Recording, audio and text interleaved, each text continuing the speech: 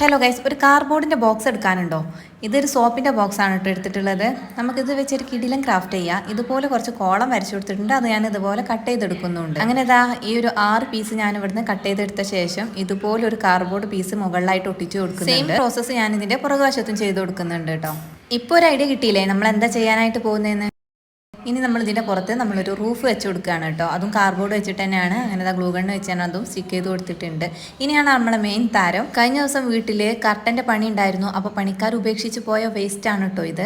അങ്ങനെ ഞാൻ ഇതും കട്ട് ചെയ്തിട്ട് ഈ ഒരു റൂഫിൽ ഷില്ലിങ് പോലെ വെച്ച് കൊടുക്കുന്നുണ്ട്. ഇപ്പോൾ ഓട് മേഞ്ഞ വീടൊന്നും കാണാനേ ഇല്ല. അപ്പോൾ അതാ നമ്മുടെ ഷില്ലിങ് ആണല്ലോ താരം. അപ്പോൾ അതാ നമ്മുടെ ഈ ഒരു പുറവും ഇതുപോലെ തന്നെ ചെയ്തെടുക്കുകയാണ്. സത്യം പറഞ്ഞാൽ എല്ലാവർക്കും ഇതുപോലെ ഈ ഒരു കർട്ടനൊന്നും അവൈലബിൾ ആവണമെന്നില്ല. അതുകൊണ്ട് നമുക്ക് ഇതിന് പകരമായിട്ട് കാർഡ്ബോർഡ് തന്നെ യൂസ് ചെയ്യാനായിട്ട് പറ്റും കേട്ടോ. ഇനി ഇതാ ഇതിൽ കാണുന്ന ഈ ഫ്രണ്ട് പോർഷനിലുള്ള എഴുത്തൊക്കെ ഒന്ന് മായ്ക്കാൻ വേണ്ടിയിട്ട് ഞാൻ വെള്ള പെയിൻറ്റ് വെച്ചൊന്ന് ടച്ചപ്പ് കൂടി ചെയ്ത് കൊടുക്കുന്നുണ്ട്. അപ്പോൾ ഇത്രയൊക്കെ ചെയ്ത ശേഷം എന്തൊക്കെയോ ഒരു കുറവ് പോലെ തോന്നി. അപ്പോൾ അതാ നമ്മുടെ ആ ബാക്കി വന്ന കർട്ടനിൽ നിന്ന് ഇതുപോലെ ഒരു ചെറിയൊരു നെറ്റിൻ്റെ പീസ് ഞാൻ കട്ട് ചെയ്തെടുക്കുന്നുണ്ട്. ഇനി ഈ ഒരു ഡോറിൻ്റെ പോർഷനിൽ ഇതുപോലെ ഒന്ന് ഇൻസേർട്ട് ചെയ്തിട്ട് ഒന്ന് സ്റ്റിക്ക് ചെയ്ത് കൊടുക്കൂടി ചെയ്താൽ നമ്മുടെ പണി ഇവിടെ കംപ്ലീറ്റ് ആയിട്ടുണ്ട് കേട്ടോ.